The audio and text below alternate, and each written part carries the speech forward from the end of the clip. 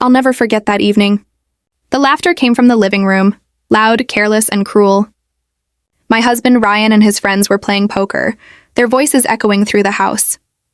I was about to bring them coffee when I heard Ryan's words slice through the noise. "This marriage is just for show," he said, chuckling. "Lena's sweet, but she's not exactly my type. I give it 1 more year, maybe less," the others laughed. My hands froze around the tray. My heart pounded so hard I thought they'd hear it. But instead of crying or running away, I smiled. A smile so calm it scared even me. I walked in like nothing happened. "Why wait a year, Ryan?" I said cheerfully. "Let's make it official tonight." The laughter stopped instantly. Ryan's face went pale. "Lena, it was just a joke," he stammered. "Oh." I must have missed the punchline. His friends, Mark, Joel, and Chris, shifted awkwardly. The silence grew heavy. I placed the coffee tray down carefully and looked straight at him. "You think I'm beneath you?" I said softly. "That our marriage is a joke?" "Good, let's laugh about it in court." Mark cleared his throat. Maybe we should go—" "Don't leave," I interrupted with a smile sharper than glass. "You should all hear this." Ryan's eyes widened. "Lena, not now. Why not?" "You didn't need privacy 5 minutes ago when you called me a burden." The men looked anywhere but at me. I leaned forward slightly. "Did you know Ryan handles all our money because he says I'm too emotional to manage finances?" "Cute, right?" Joel coughed. "Man, maybe we should—" "Oh no," I said sweetly. "Stay. You might learn something." I walked to the cabinet, pulled out a small folder, and tossed it on the table. "That's my personal account," I said. "You know, the one you think I'm too stupid to have." Started with 50,000. Now it's almost 400,000. Ryan's jaw dropped. His friends stared like I'd performed a magic trick. You see, while Ryan was busy playing poker and taking business trips, I was investing. Turns out I'm not as dumb as he thinks. Ryan tried to speak, but no sound came out. Finally, he muttered, You hid money from me? Like you hid your gambling losses?" I shot back. Mark and Joel suddenly remembered they had somewhere to be. Chairs scraped, doors closed, and soon it was just us. Husband and wife and years of lies sitting between us. Ryan took a step forward. "Lena, we need to talk." "Talk?" I laughed bitterly. "Like how you talk to whoever's been texting you at midnight?" His face drained of color. "What are you talking about?" "Don't insult me further, Ryan. You changed your phone password 3 months ago, and I'm not stupid." He opened his mouth, but I didn't wait for more excuses. I turned toward the stairs. "This marriage might have been a joke to you," I said, "but the joke's on you now." I shut the bedroom door behind me, locked it, and sank to the floor. My hands trembled, but underneath the shock, I felt something strange. Relief. For the first time in years, I wasn't pretending everything was fine. That night, my phone buzzed with a message that made my stomach twist. It was from Mark, Ryan's best friend. "Lena, we need to talk. It's about Ryan. Please meet me tomorrow at 10 a.m. at the cafe on Willow Street. It's important." I stared at the message, unsure whether to laugh or cry. Why would Ryan's best friend want to talk to me? What could possibly be worse than what I already knew? I didn't sleep that night. Every time I closed my eyes, I heard Ryan's laughter again. This marriage is just for show. By morning, Ryan was gone. Probably at work. Or maybe with her, the woman behind those late-night texts. Either way, I was done being the quiet, forgiving wife. Tomorrow, I would meet Mark, and something told me that meeting would change everything. The next morning felt heavier than usual. I dressed carefully, though my hands shook the whole time. I didn't know what to expect from Mark, Ryan's best friend. Maybe he wanted to apologize, or maybe it was just another setup. Still, curiosity won over fear. The cafe on Willow Street was quiet, the kind of place where people pretended not to listen to each other's conversations. Mark was already there, sitting at a corner table, looking nervous. 2 cups of coffee sat in front of him. "Hey, Lena," he said, standing up quickly. "Thanks for coming." I sat down slowly. "You said it was important." "What's going on, Mark?" He rubbed his hands together, eyes darting around like someone afraid of being overheard. "Ryan called me last night after you went upstairs," he said. He was freaking out. "He said you found out about things he didn't want you to know." I folded my arms. "You mean the money? Or the affair?" Mark winced. "Both," he took a deep breath. "Lena, I need you to know something. Ryan's not just hiding money. He's been tracking you, your spending, your phone calls, even your emails." I froze. "What do you mean tracking me?" He hired a private investigator almost a year ago, Mark said quietly. He told us it was for business reasons, but now I think he was gathering evidence on you. Evidence for what? I whispered. Mark hesitated. Then he pushed his phone across the table. On the screen was a message thread between him and Ryan. Ryan found her investment account. She's got around $300K. Need to figure out how to claim half before I file. Mark, that's her money, man. Ryan, we're married. It's fair game.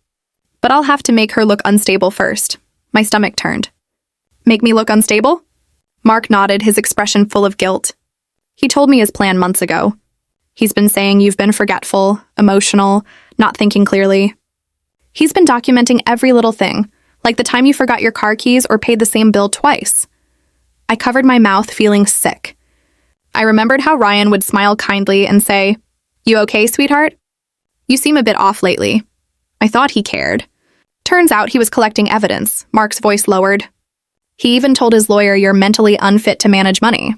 He wants to file for a conservatorship. I blinked. A what? It means he could take legal control of your finances, your property, everything. He'd claim you're not capable of handling your own life. The room spun for a second.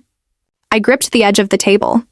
You're saying he wants to make me look insane so he can steal my money? Yes. For a long moment, I couldn't speak. My throat felt tight. Then I asked, "Why are you telling me this now?" Mark sighed. "Because last night, after you left, I realized how wrong I've been. I laughed when he made fun of you. I kept quiet when I should have spoken up. But seeing your face, I couldn't sleep. I had to tell you." I stared at him, searching for any sign of deceit. He looked genuinely remorseful.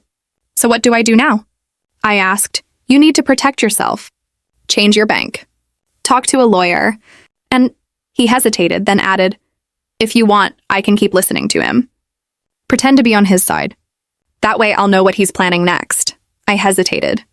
It sounded risky, but Ryan had already declared war. Maybe it was time to fight back. "All right," I said finally. "You keep talking to him. Tell me everything he says." Mark nodded. "I will, but Lena, be careful. Ryan's not acting normal. He's desperate." I forced a smile. "He should be. He finally underestimated the wrong woman." When I left the cafe, the cold air hit my face like a slap. The betrayal felt heavier now. Not just emotional, but calculated. Ryan hadn't only been cheating. He'd been building a case to destroy me. Back home, I opened my laptop and began transferring my investment funds into a new account Ryan couldn't reach. Then I started a document titled The Truth. Every lie, every manipulation, every late-night text. I wrote it all down. If Ryan wanted to play games, fine. But this time I'd be ready. By the next morning, I was already exhausted. Not from work, but from pretending everything was normal. Ryan had left early, leaving a note on the counter that read, "Let's not make this ugly. I love you, Lena. Let's talk tonight." I almost laughed. Love, after hiring a detective to spy on me? I tore the note in half and threw it away. Just then, my phone buzzed. A message from Mark. He called me again. "Wants to meet later? Says he's getting legal advice about your condition." Condition. That one word made my blood boil. I replied, "Keep him talking. I need proof."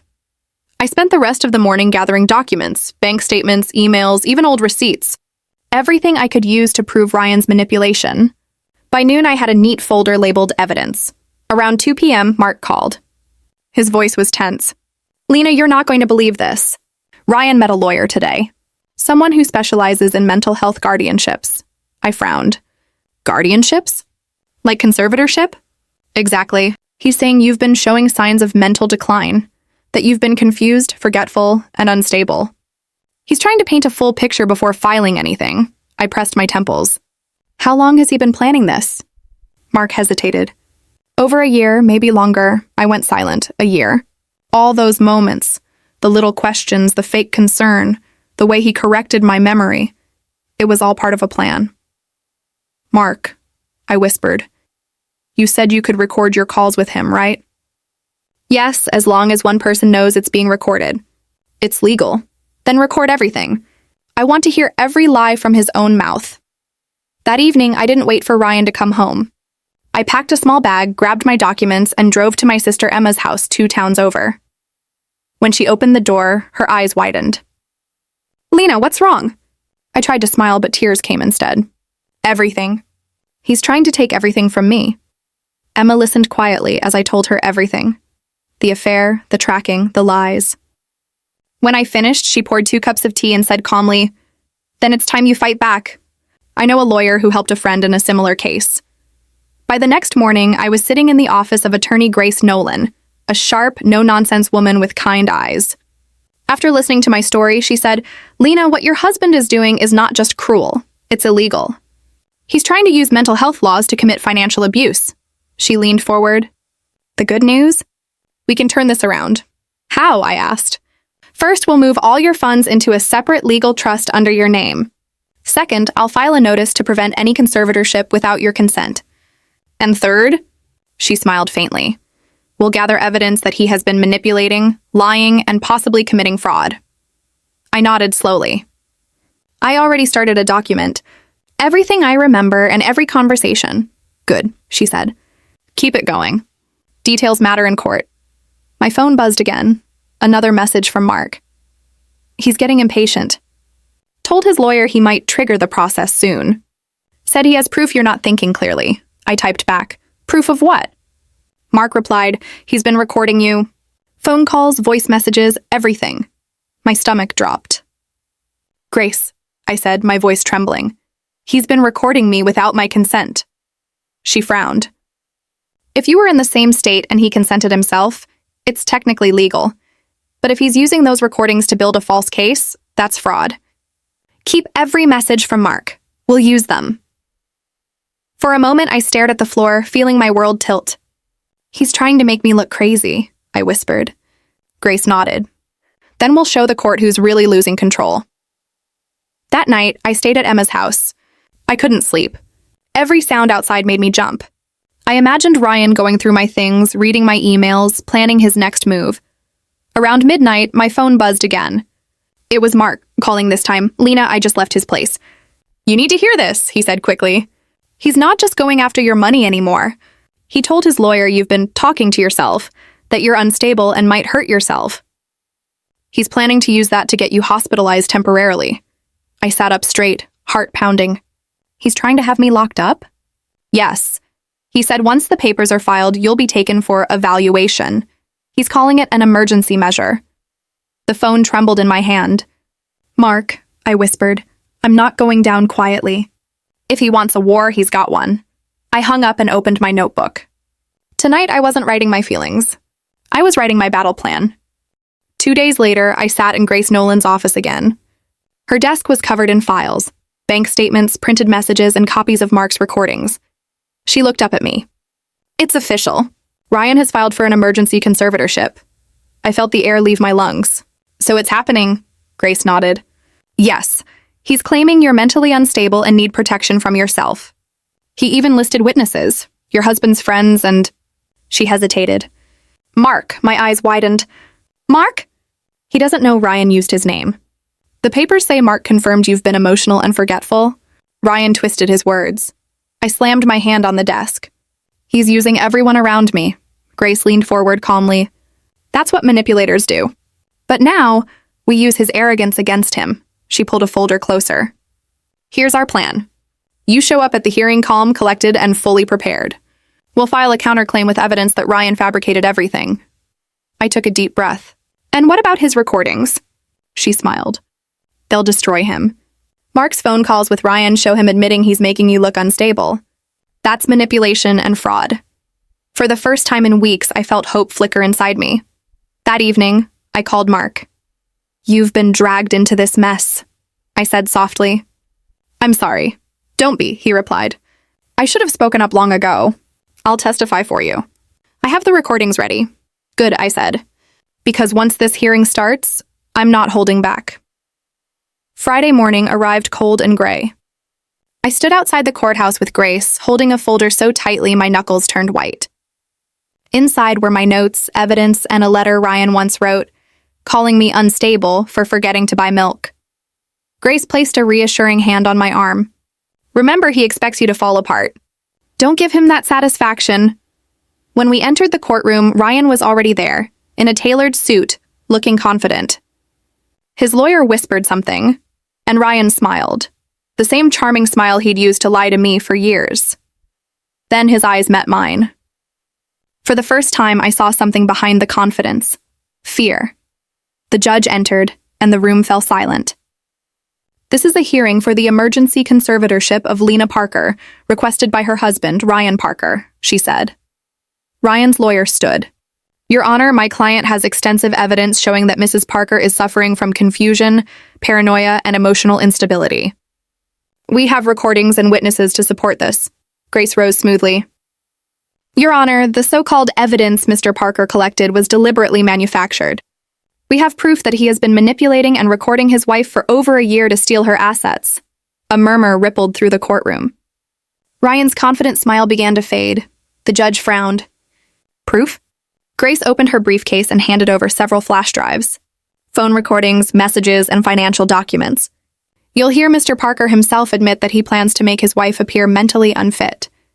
Ryan's lawyer objected, but the judge silenced him. "We'll listen." Mark was called to the stand first. He looked nervous but determined. Grace asked, "Mr. Turner, did Ryan Parker ever discuss his plans regarding his wife's finances?" Mark nodded. "Yes, he said he wanted to get control of Lena's accounts. He even said, and I quote, 'If she looks crazy, the court will hand me everything.'" Ryan slammed his hand on the table.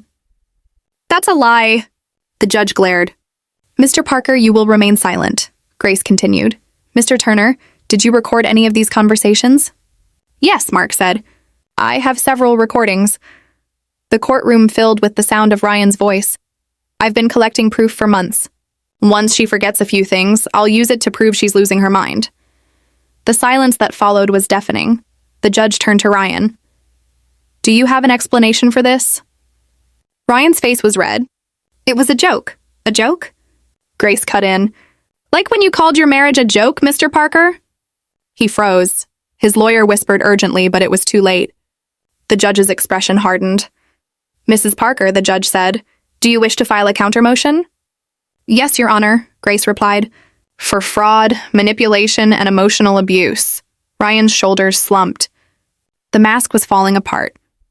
As the judge adjourned the session for the day, I finally exhaled. Grace turned to me and smiled. "We've only begun." The day after the court hearing, I thought maybe I could finally breathe again. But peace doesn't come that easily. Not when you've been living in a storm for years. I was at my sister Emma's house, sitting by the window with a cup of tea when my phone buzzed. The message came from an unknown number. "Lena, my name is Mia. Please don't block me. I need to talk to you. It's about Ryan." I stared at the screen for a long moment. Mia, the name Ryan had once accidentally mentioned while talking in his sleep. The one he quickly covered up with. "Just a coworker." Now she was texting me. Emma leaned over my shoulder. "Who's that?" "His girlfriend," I said quietly. "Or at least one of them." Emma frowned. "Don't respond." "I have to," I said.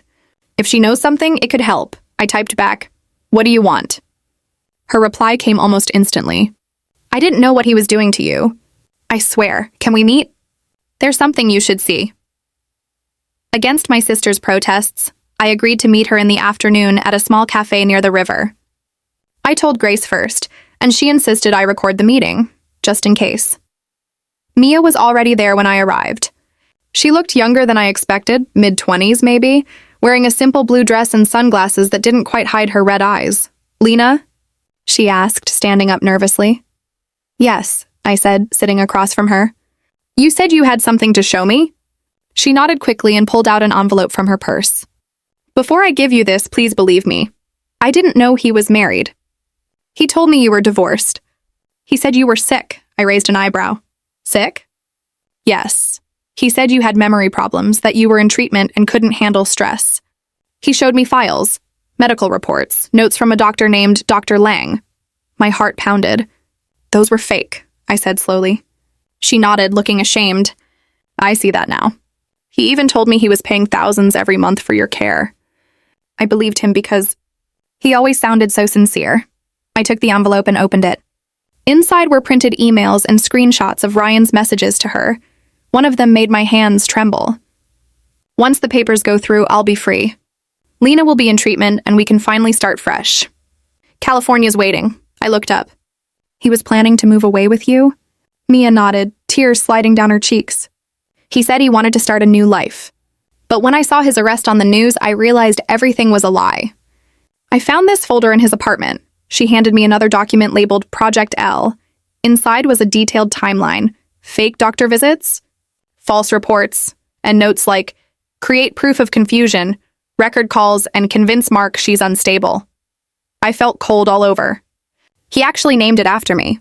Like I was some project. Mia's voice broke. He lied to both of us. I thought I was helping him care for you. I didn't know he was planning to have you locked up. I took a deep breath. You said you wanted to help me now? Yes, she said quickly. I already spoke to a detective. They're opening a fraud investigation. They might need you to confirm the documents. For a moment, I just looked at her. This young woman had been part of my husband's lies, but she wasn't the villain. She was another victim. Thank you, I said softly. You've done the right thing. She gave a small, tearful smile. I wish I'd realized sooner. I'm sorry for what he did to you. When I left the cafe, I called Grace immediately. She sounded both shocked and excited. Lena, this is huge. With Mia's documents, we can charge him not just with fraud, but with identity misuse and perjury. He created fake medical records. That's a federal crime. For the first time, I smiled. So the man who thought he could take everything from me is about to lose everything himself, Grace chuckled. He won't just lose, he'll never recover from this. I'll file the new evidence first thing tomorrow. That night, as I sat in bed, I opened my notebook. The truth. I added one last line under the day's date. He wanted to erase me. Instead, he erased his own freedom. I closed the book, turned off the light, and for the first time in months, slept peacefully. The courthouse felt different this time. No fear, no shaking hands, no panic in my chest, only calm determination. I walked through the glass doors beside Grace Nolan, my lawyer, holding the new evidence Mia had given me, the folder titled Project L. Inside were Ryan's fake medical documents, secret plans and messages proving he intended to have me declared insane and take my money. Grace had already submitted copies to the court, along with Mia's signed statement. This is it, Grace said as we entered the courtroom. He can't talk his way out this time. Ryan was already there, his once perfect suit wrinkled, his face pale. Gone was the confident smirk. His lawyer whispered something to him, but he barely responded. He looked smaller somehow, like all the lies had finally crushed him. The judge entered and everyone stood. Today's hearing will address the charges of fraud, perjury, and attempted financial exploitation filed against Mr. Ryan Parker, she announced. Grace stepped forward.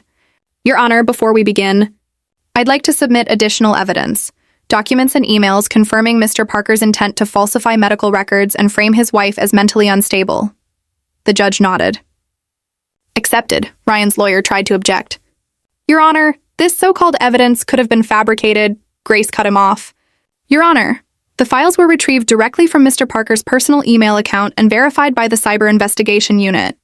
The authenticity is confirmed, the judge's brow furrowed. Continue.